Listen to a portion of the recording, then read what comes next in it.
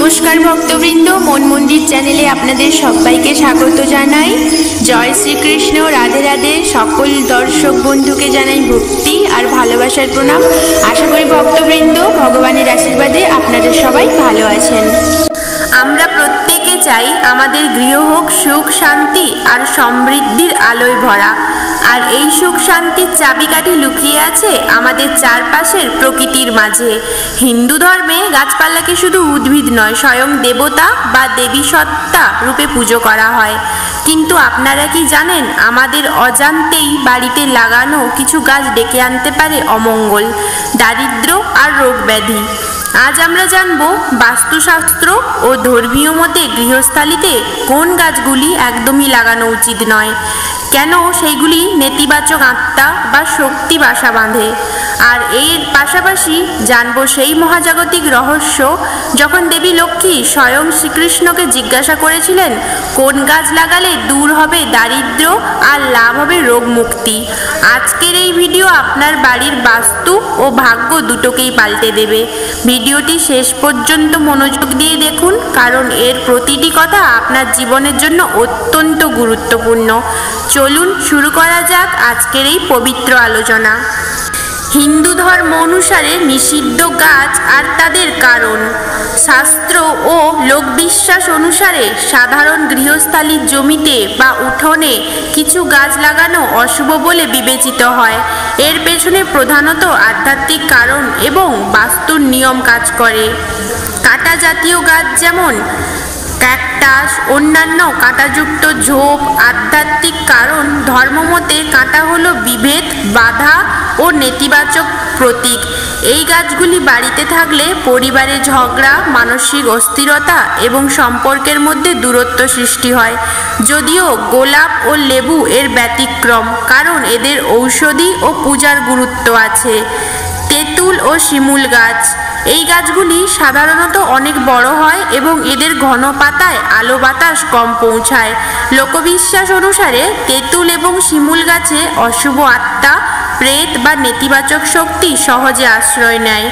এর ফলে গৃহস্থালিতে ভয়, অসুস্থতা বা অমঙ্গলের আশঙ্কা বাড়ে। দুধ বা আঠা বের হওয়া গাছ যেমন আকন্দ, কিছু প্রজাতির ফণিমনসা, যে গাছ থেকে সাদা দুধের মতো রস বা আঠা বের হয় সেগুলোকে বাস্তুমতে অশুভ মনে করা হয়। এই ধরনের গাছ লাগালে অর্থনৈতিক সমস্যা, মানসিক কষ্ট এবং দুর্ভাগ্য আসে বলে মনে করা হয়। তবে মহাদেবের পূজায় ব্যবহৃত আকন্দকে এই কারণে জন্য বাড়ির বাইরে রাখা হয়। বাড়ির কেন্দ্র বা ব্রহ্মস্থানের গাছ, যে কোনো বড় গাছ যার শিকড় শক্তিশালী। বাস্তু ও ধর্মীয় কারণ অনুযায়ী বাড়ির মাঝখানকে বলা হয় ব্রহ্মস্থান, যা অত্যন্ত পবিত্র এবং মুক্ত রাখা উচিত। এখানে কোনো বড় গাছ থাকলে তা বাড়ির অগ্রগতিতে বাধা সৃষ্টি করতে পারে এবং পরিবারের সদস্যদের উন্নতিতে স্থবিরতা আসে।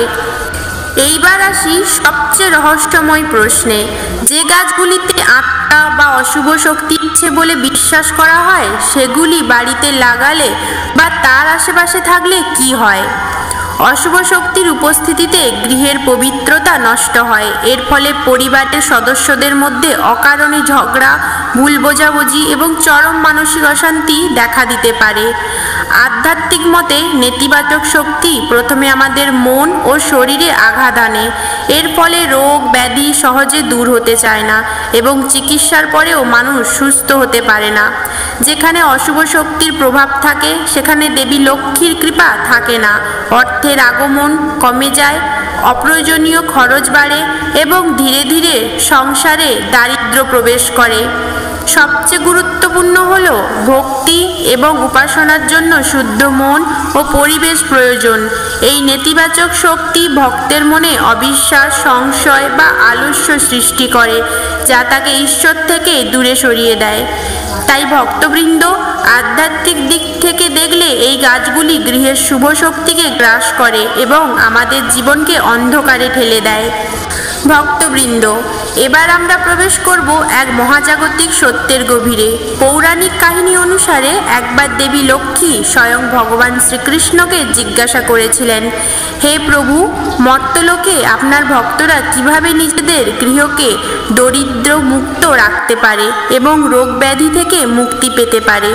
কোন গাছগুলি গৃহে প্রতিষ্ঠা করলে আমার কৃপা সর্বদা তাদের ওপর বজায় থাকবে? এই প্রশ্নের উত্তরে শ্রীকৃষ্ণ যেসব গাছের কথা বলেছিলেন সেগুলিই আমাদের গৃহস্থালির জন্য সর্বোত্তম শুভ ফল দান করে। শ্রীকৃষ্ণ বললেন, হে লক্ষ্মী, তুলসী হল তোমারই অন্য রূপ। যে গৃহে তুলসী মাতার নিত্য পুজো করা হয় সেই গৃহে দারিদ্র্য বা অভাব প্রবেশ করতে পারে না। তুলসী গাছ শুধু বায়ু শুদ্ধ করে না, এটি নেতিবাচক শক্তিকে দূর করে আর্থিক সমৃদ্ধি ও ধনসম্পদ আকর্ষণ করে। তুলসী গাছ সবসময় বাড়ির উত্তর ও উত্তর পূর্ব বা পূর্ব দিকে রাখুন। শ্বেত অর্ক বা শ্বেত আকন্দ। শ্রীকৃষ্ণ বললেন, শ্বেত অর্ক হল গণেশ এবং শিবের অত্যন্ত প্রিয়। এর মূল বা গাছ গৃহে স্থাপন করলে সকল প্রকার অলক্ষ্মী বা দুর্ভাগ্য দূর হয় এবং অভাব দূর হয়ে অর্থের আগমন ঘটে।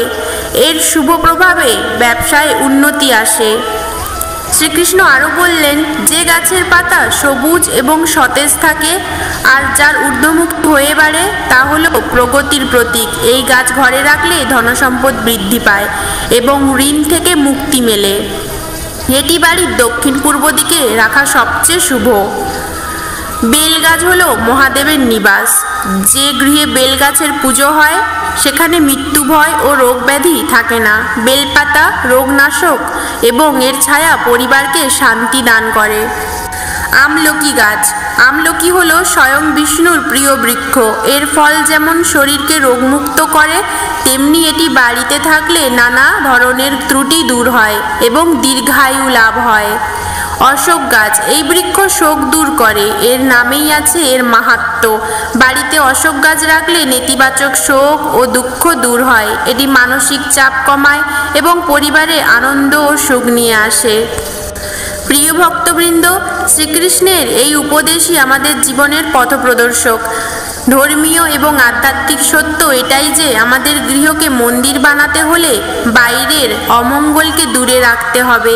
তাই আজই আপনার বাড়িতে থাকা সেই নিষিদ্ধ গাছগুলি সরিয়ে ফেলুন এবং তার বদলে শ্রীকৃষ্ণ কথিত তুলসী, বেল, আমলকি বা শ্বেত অর্ক গাছ স্থাপন করুন।